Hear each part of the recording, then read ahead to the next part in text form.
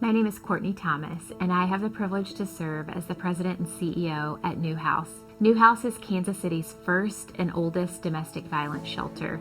This year, we are celebrating our 50-year anniversary, and it is so exciting to think about the lives that we've transformed over the last 50 years, but most importantly, the work that we have yet to do the next 50 years to come. Our vision is to shatter the barriers that feed the cycle of abuse and for all people to live a life free of domestic violence.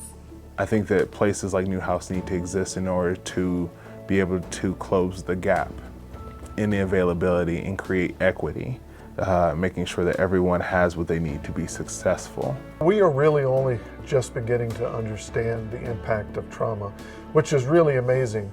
In the last 10 years, we've made amazing strides to understand, but even then, to truly put it into practice is what's difficult. Newhouse is a good resource because we focus on holistic healing and we try to approach domestic violence from a whole system standpoint instead of just the violence aspect. We focus on the emotions, the isolation. We try to heal all areas of the abuse rather than just the base. The approaches that we're taking have been proven to help break that cycle. Newhouse is the catalyst for survivors of domestic violence to rise through the impacts of their trauma. We provide an ecosystem of transformative services that allow survivors to achieve safety, self-sufficiency, and whole person healing. Social services, domestic violence, working with children and family has to be a calling. The staff that I've met here, they have a light, and that light is what shines brightly even in the darkest of days.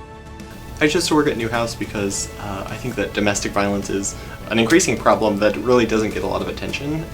And in Missouri and Kansas City especially, I think there's a lot of unmet need that needs a lot of support. The Advocate's Office, we really like to call it the hub of the shelter. We are the first step in that healing process that survivors are getting by answering the 24-hour crisis hotline. There have been some really hard conversations on the hotline.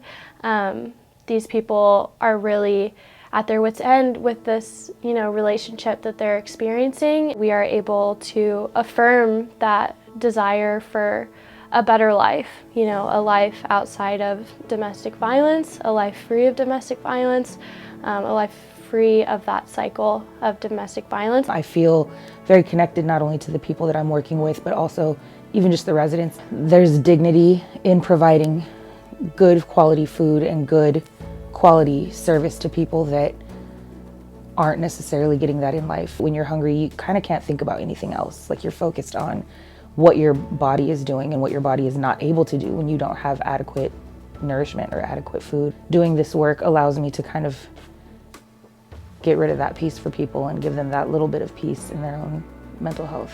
One little boy that lives here, when he comes up to get food from the kitchen, he'll come up and he'll say something like, "Can I get a number 1 or can I get a number 3?" And it's just kind of his way of joking with us and I guess his way of ordering his food and making himself feel comfortable, and you can kind of see how he's come out of his shell in the time that he's been here. What drew me to work, to transition my position from the advocates to the children was what I experienced when I was younger. So I experienced a household that had some domestic violence in it, and being with social workers growing up and seeing what they did for me, I really wanted to do that for the kids here. I feel like this service that we provide to our residents here is so important because it helps just that added stress of I need to find childcare, I need to find someone I trust to watch my kids while I'm trying to get housing, while I'm trying to just seek safety from their abuser. It's just one less thing that they have to think about, and it's the convenience of them coming down to me and they need help for 30 minutes, they need help for a week. I'm there to support them in that. To be a children's therapeutic case manager, I focus on emotional regulation, coping skills, empowerment, advocacy. Children in places of high trauma, they often have toxic stress, which they have high levels of cortisol that negatively affects how they regulate their emotions and how they're able to engage with other people. They're always stuck in that like fight or flight response, and it's very hard for them to regulate themselves if they don't have that safety and that base ability with the coping skills to regulate themselves. And if a child doesn't feel basic safety, they're not going to be able to grow emotionally, socially, or any other way. When the clients come to the boutique, I see that they're happy, they seem to feel good about themselves, be able to make their own choices. So it's good to see them be able to come and choosing on their own. No one's telling them that what they can and cannot have. They have options. It feels so good to see them feeling good about themselves. And me being here and deaf, volunteering here as a deaf person, I can see that I can also help Newhouse understand more how to help the accessibility aspect. Newhouse can help to provide more accessibility by understanding, working with me. We're seeing what deaf people are faced with when they come here and what their needs are specifically. So it lessens the awkwardness of not knowing how to handle someone with a communication barrier. It's a safe place here.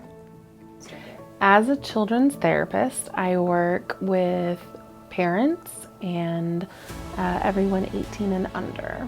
The therapy component is really important to children who have experienced trauma because I want to teach them what healthy relationships are. So part of it for me is about being that safe adult for them and giving them a space where they get to be who they are and get to learn how to behave and interact with others. It also gives them a chance to process through the things they've happened because we do so much play. A child's words really are done through play. So I don't do much talk therapy because the kids, that's not what helps them. So they'll play out their issues and I can see what's going on in their life and I know how to appropriately redirect or provide support. It's just phenomenal when you see a breakthrough for a kiddo when you either see them not feeling the shame, like you can see a change in their body, you can see in a way a change in the way they interact with others, when they become less aggressive or when they're starting to be like, it's okay for me to be who I am. The transformative services that Newhouse provides, they're very crucial. I have seen many people come in here fleeing actively a domestic violence situation to stay here for several months and then see them transform into living into a single apartment to really obtain the life that they have always deserved. Hopefully us being able to provide a helping environment and not an enabling environment. That I like the aspect of Newhouse and being able to work itself out of a job per se. Yeah, I would like for us to work ourselves out of a job where we provide a service and we ensure that that service continues through empowerment. It's really interesting to see the journey going from beginning to end, sort of watching clients come in and really be very traumatized from whatever circumstances they're coming from, and being able to support them with whatever I can be difficult for sure. But knowing that we have a good support network here and so many resources to refer them to is always incredibly helpful to helping them get on their feet, sort of, and get going to where they're going. I talked to a client recently who is now in, housing after being in shelter for a while. And she had called the hotline, not in an emergency at this point, but was reporting that she was doing incredibly well. And she called me by name and said, "Oh, hey, I wanted to catch you on the hotline and talk and see how you were doing." And it was very, sort of affirming to the work that we do. Regardless of the length of time you've experienced domestic violence, the amount of trauma, there is hope that things can be better. Does that mean you're going to forget what you have experienced or what your family has experienced? No.